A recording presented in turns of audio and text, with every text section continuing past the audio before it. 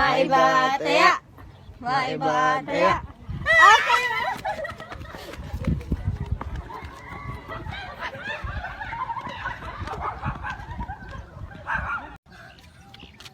Kuya Kenneth, time first muna.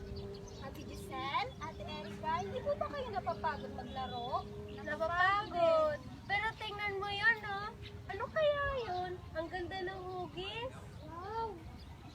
Nakakamangha. Ano bang tinitignan nyo? Kuya Kenneth, saan kaya ito nanggaling? Hali kayo, itanong natin kay Lola. Tara, tara.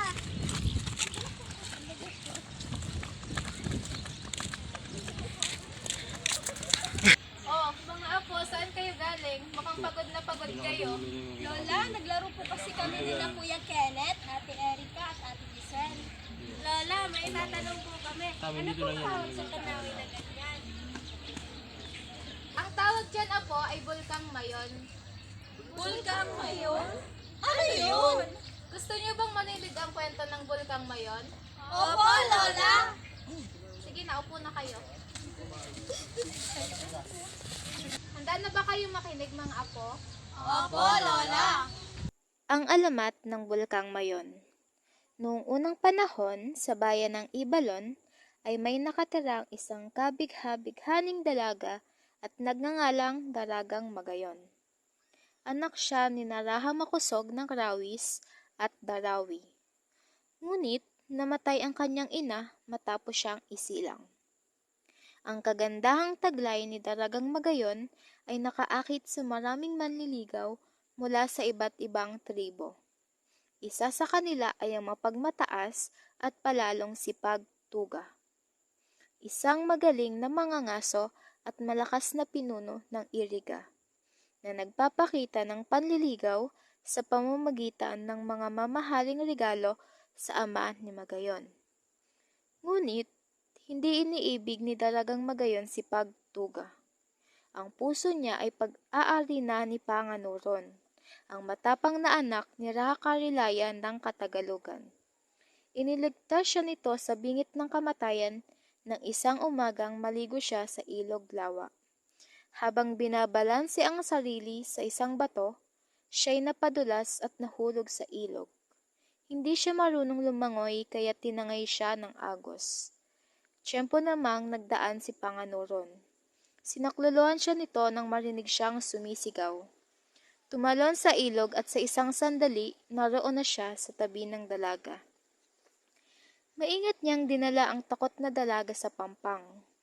Di kalaunan, nagtapat siya ng pag-ibig sa dalaga.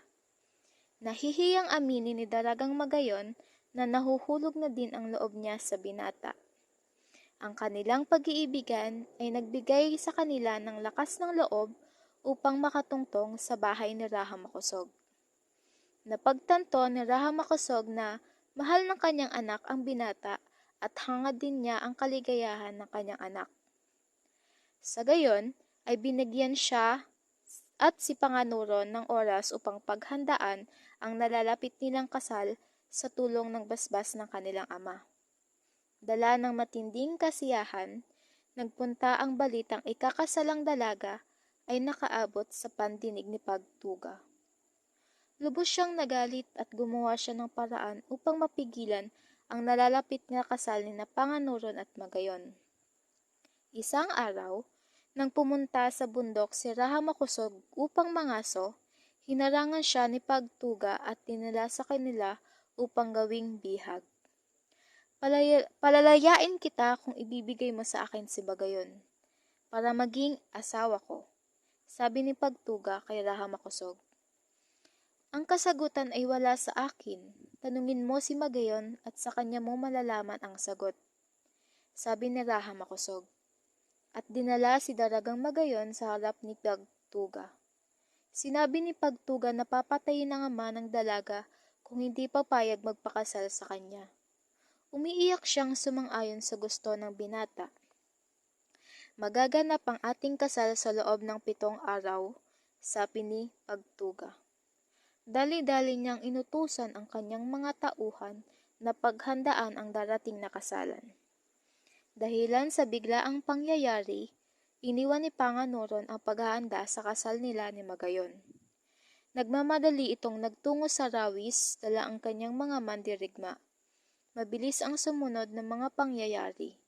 Sa mga pangkaraniwang araw, kapag ang tuktok ng bulkan ay napapalibutan daw ng mga hamog at ulap, sinasabi nilang hinahagkan daw ni Panganuron si Magayon. At kapag naman daw umuulan at bumubuhos ito pababa ng bundok, palatandaan daw na umiiyak si Panganuron dahil sa pagkawala ng kanyang minamahal. Mula noon, ang bulkan ay tinawag na pinaiksing pangalan ni Magayon. Tinawag itong Mayon. Ang magandang hugis nito ang siyang nagpatanyag sa bayan ng Albay. Nagustuhan niyo ba ang kwento, mga apo? Opo, Lola! Kaya pala ito tinawag na Bulkang Mayon kasi pinaiksing pangalan ni Daragang Magayon. Ganun pala. Tara, maglaro na tayo ulit. Sige. Kenneth, Taya!